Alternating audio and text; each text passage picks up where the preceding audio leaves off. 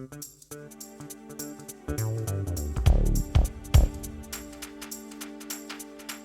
everyone and welcome to FiST Chat, the vodcast that features discussions on the topics of film, science and technology. My name is Ben Warner and I'm joined once again by my good friend and colleague Steve Kern. How are we today, Steve? Are we ready to be educated? I certainly am, Ben. Hello, Ben. Hello, FiST Chat fans. I'm here and I'm eager to learn more about these new online courses. Absolutely. Before we get into that and much more, don't forget our website, FiSTChat.com. You can get all our links there. You can subscribe to our audio via iTunes, SoundCloud, and our RSS feeds, and our videos on YouTube, Vimeo, and Digicosm TV. You can interact with us on Twitter, Google+, and Facebook, so I'd love to hear from you there. We've got our ebook, The FiST Report, at fistreport.com, hosted on Amazon, only 99 cents. Great read for your Kindle, and I'm sure we'll be adding to it, I'm sure, because we've written a lot of blogs already this year, so be wary of the next version of it. But that helps to support this show. We've also got our supplementary content, the weekly blogs, photography on Instagram and Flickr, and recommend us to anyone who you think may be interested in our positively enthralling discussions on film, science and technology every week. Alrighty, we're going to talk about online universities today, and what's interesting about this is with this really, the idea of an online university really makes full use of the internet in being able to, as a source of content. As an example, I've been working on a lot of writing projects at the moment, and I was wanting to get some information about writing, technical writing, that sort of thing, and just popped up the iTunes U app on my iPad and did a bit of a search, and there were some courses there on creative writing or just technical writing, and it was great. I could just go in, download some videos of lectures, also interviews with well-known writers, but probably the most interesting thing were the dynamic textbooks that came with it. They'd pop up in iBooks. You could, there'd be videos in the middle of all the pages where you could watch people speaking about it, or other interviews or whatever else. And even though you're not getting the piece of paper, so to speak, you have to spend a bit more money to get that. But in my case, I wasn't really interested in going for the whole course per se. I just wanted some more information to help me with the tasks I was wanting to achieve, and this worked really well. Before we get into the idea of actual university courses online, what do you think about that, Steve? That with all these universities putting their content online, it's almost limitless with what you could educate yourself with. It's the start of a whole new era. I mean, only even 40 or 50 years ago, if you wanted that sort of information, you probably had to go to a university. You had to go to a physical location where the people with the knowledge hung out, i.e. a university, or you went to a library and you read as much as you could to get the same effect. Now, this is the internet coming of age. This is the internet coming of age as an information tool. Yeah. And what it will do, I hope, is that as people realise that this great service exists out there, that we'll all become a little bit more knowledgeable about the things that we're interested in the world around us, and it'll just make us a better society. Yeah, absolutely. The scenario that I described is a more casual sort of engagement with the material, but you can also get actual online university courses that you can subscribe and pay for, and you get sent the material and you send your coursework in as required, and you can get the certificate without ever actually going to the physical location. Of course, there's always the argument that there might be more to just the course than doing the material, being actually at a place and interacting with people and other students, your teachers, your lecturers and all that's something that's missing from this. Well, yeah, look, I think traditionally universities have two lines of business. One is the research or the very high-end academic productivity through the research that they generate, whether it's humanities, whether it's their commitment to the sciences. Either or, it doesn't matter. And then, of course, the other side of the business has always been teaching.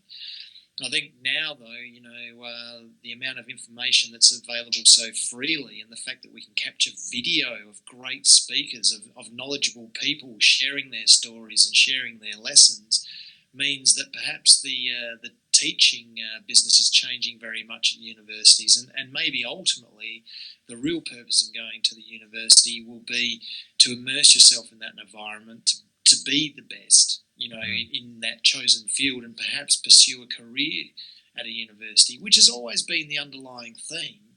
But I think now the great thing that's the offshoot of this is, as you say, Ben, you don't have to go. You don't have to formally undertake a course. And we've been very big on going back and doing courses probably over the last 20 years, retraining. But I think there's a good argument now as this becomes more and more accessible. Do you really need to take a formalised course, or can you, through your interest and your own passion in a subject, develop it because those resources are there? And they're great resources too, by the way. Yeah, it's amazing how extensive it is. Just how much, if you're just interested in just learning the stuff, it's all there for you. Whereas you would have had to have paid for it and gone to the university in the past, or at least it would have been papers and got unfairly marked. Yep. Yeah, we can skip all of that. Yeah. You can skip all of that, and you can still be a better person. I think we've always put a very high price on education in our society because it's very valuable to us. And this is why we're moving into the information age. Knowledge is very valuable, but without experience, without a real passion or a basis for that learning, there's no value in knowledge. So I think that what this will do, I would hope, is really over the next 10 years or so, people will start to understand that this wonderful knowledge base exists on the internet. They can interact with it, and you can be better. You can understand more things, whether it's professional or personal. I mean, if you've got an interest in history or an interest in science, you'll be able to pursue it. If you've got an interest in programming, or if you have an interest in the way that we interact online, those sorts of knowledge bases will be there for you to get a better grasp on the topic and to use the valuable tools we have around us so much more efficiently. Well, it struck me too with this the speed at which you could do a course, because traditionally you would go to a university, spend a few years getting your degree, and with varying degrees of contact hours. But in theory, because you're not going to the physical place, you're not really attending set times for lectures, tutorials, etc. You can do that at your own pace whenever you want, with all the course material there. You don't have to wait for it. So you could, realistically, you could do these courses a lot quicker. Well, I think for most of us who've been to university, Ben, we spend most of our time wandering around the campus looking for our next lecture. And I'd hate to discourage that, but you're absolutely right. I mean, all the knowledge is there. I mean, once a lecturer who's a good lecturer, a knowledgeable person, once they have done their lecture and it's captured on video, do you really need to attend? No, you don't. You just need to use the other reading and the other tools. The internet now allows us, and I don't want to encourage anyone to stay on the couch, but honestly, you can connect with other students online to discuss things. You can connect with a tutor to discuss the topic. You only need to watch the video of the lecture, read the notes, use the tools that are all provided in these courses, discuss it with your peers, and honestly, I really would think today, in this day and age, there's no lining up in the library waiting for a book to come back or any of those problems. Really, a 3-year degree now, there's very little excuse for it to take longer than 18 months. Yeah, exactly.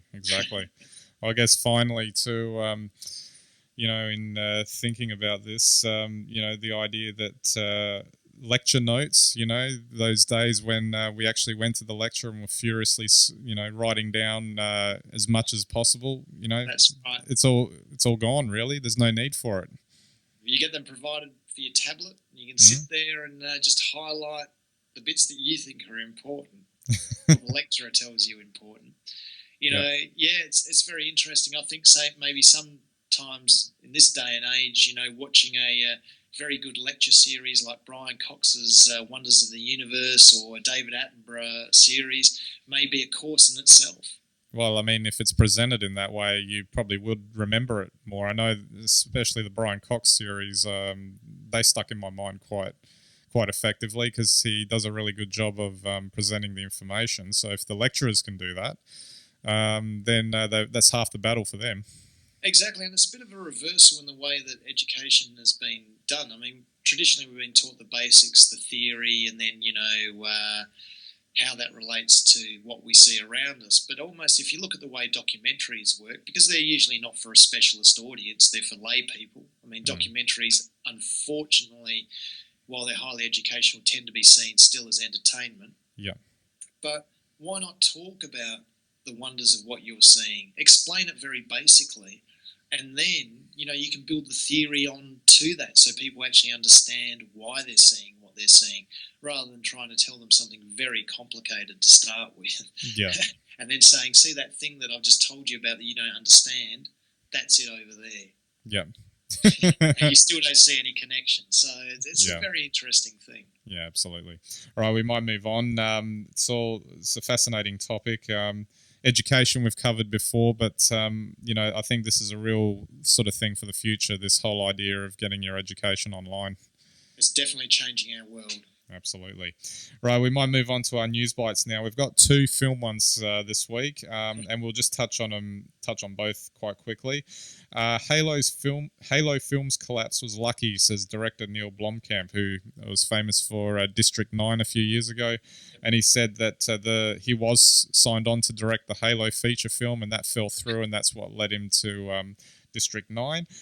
What I wanted to sort of highlight here, though, was the last quote that they had from him, where he says he's talking about being a part of a Hollywood franchise, getting signed up to make one of their films. He says, the problem is when you agree to do that, you take a lot of the control that you have over your own creative destiny away from yourself. And that kind of stuck with me and kind of, I think, reflects a lot of what you see in movies today. That, Hollywood really has nailed down the blockbuster. We've discussed this before, but in the 70s and 80s when you had people like Spielberg and Lucas inventing the blockbuster, those guys actually put their own personal sensibilities into it because the guys giving them the money didn't really know how to do it. And I guess now they know how to do it, so they tell the directors what to do now. Well, they created the formula, which is a franchise or a sequel. Yeah. And, you put in your stars, you work out what your marketing budget is, and then you can work out what your revenue is, and then you can work out what the budget should be. Yep. And then, of course, you've got all your Hollywood provisos of a certain style ending. Yeah. There'll be some sort of romance and some sort of action. So...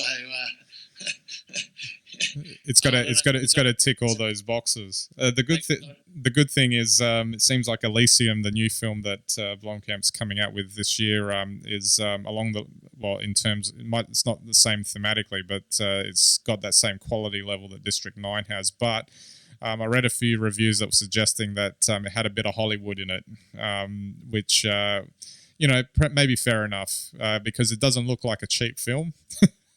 That's good. I mean, District 9 was a very good film. And remember, it was supported by Peter Jackson. So let's hope that his next film's as good. Absolutely. And this other one, George Clooney accuses activist Don Loeb of manipulating the film market. I can't believe that's true. This is quite funny. George Clooney has slammed billionaire US hedge fund manager Dan Loeb for being a profiteering carpetbagger and who knows nothing about the film industry, in protest at the financier's campaign to have Sony spin off its entertainment arm. Why is he buying stock like crazy if he's so down on these things? He's trying to manipulate the market. Is this just art versus business again coming up, or is it just Clooney having a hissy fit? Who knows? It's weird, isn't it? I mean, does Clooney think he's one of his characters in the film? Oh, so in other words, he won't have to make up a script anymore. He just has to have someone with a camera following him around. Well, that's right. It's a very interesting thing to say. No doubt there may be some truth or in what Clooney alleges, but the reality is that the whole Hollywood film industry is about carpetbagging and manipulation of markets. So, I don't know what there would be to complain about, unless, of course, George has got investments in Sony Entertainment. Well, we'll have to send off another investigation on that then. All right, we'll move on to our science news bite. This made big news this week. It was on a lot of the news sites. Close to meat, foodies underwhelmed by first synthetic beef burger to be eaten in public. This was a 5-ounce patty of cultured meat, funded by Sergey Brin, the Google co-founder. The idea of, creating a burger from stem cells. And it didn't quite go down well with the food critics, but maybe it's a few years off, perfection. And we've talked about food and sustainability in the future, and maybe this is a solution. If we want to, maintain, this type of taste for our palate kind of thing. Well, it's an interesting thing because this meat's grown out of cell culture, and it's not meat as we know it. So traditionally, what really gives flavour to meat is the fat, and by all accounts, this meat's extremely lean. So it's not going to have a lot of flavour, and it's not going, obviously, to ever have really been used as a real muscle, which is what meat is. So it's going to be very, very different. It's grown in tissue culture, so it's never had a blood supply. So it'll lack a lot of things that, that naturally meat has. However, having said that, and it is very expensive to make too, by the way, because you have to electrostimulate all the little muscle cells so they grow. So it is, it's meat, but not as we know it. But it's a great idea. I mean, potentially, why not? I mean, you'd never have to kill a cow again. We'd probably need a lot less cows now. Maybe that's a problem, but we wouldn't need anywhere near as many cows. And there'd be a hell of a lot less pressure on the environment. So maybe it's a good thing. Yeah, absolutely. And finally, our tech news bite. Jeff Bezos, the founder of Amazon, bought the Washington Post. It was announced that he bought it in the past week. And the speculation as to what he'll be able to do with it. And given, his success at Amazon in revolutionizing the retail sort of market for the online crowd, would he be able to do something with the Washington Post? And would that mean anything in terms of the news, in terms of online news? Because, traditional news outlets are under big pressure these days for to stay relevant, and maybe having a guy like this taking over, he might be able to set an example. I think it's a very smart move. I think where you're seeing traditional newspapers under a lot of pressure is purely because they don't have a secondary business plan. If a business's plan has always been to print news on paper, they're in all sorts of bother now. And that's principally what's happened to Fairfax in Australia. They never looked beyond the opportunities that they had immediately within their printed masthead. And I think, if you've got someone like Jeff Bezos, buying the Washington Post, no matter what people think today, people will be going to the paywall and they will be getting their news. And I think while maybe there's not such a great call anymore for daily papers in the form that they are, because we can get all our crappy tabloid news online very easily, the weekend paper will certainly survive, I expect, and even the daily paper to a certain extent. And it's a very solid base. Once it consolidates itself and once this whole transition works its way through. So I think it's a very clever move by him. And I think there are actually very few people that could make this work. But firstly, they've got a lot of cash to burn. Secondly, they know a lot about the online business at Amazon. And thirdly, I mean, he's obviously a pretty sharp cookie. So I would imagine that he's got plans, and I would imagine that with the backing and his vision, I can't see him being anything other than successful. And the good news is he's going to save a newspaper. So I love him. Absolutely. All right, Steve, we might wrap it up there. So thanks again for the chat. Thanks, Ben. Thanks, FiST Chat fans. I'll see you online learning soon. Absolutely. All right, so that's it for this episode. So we'll catch you next time.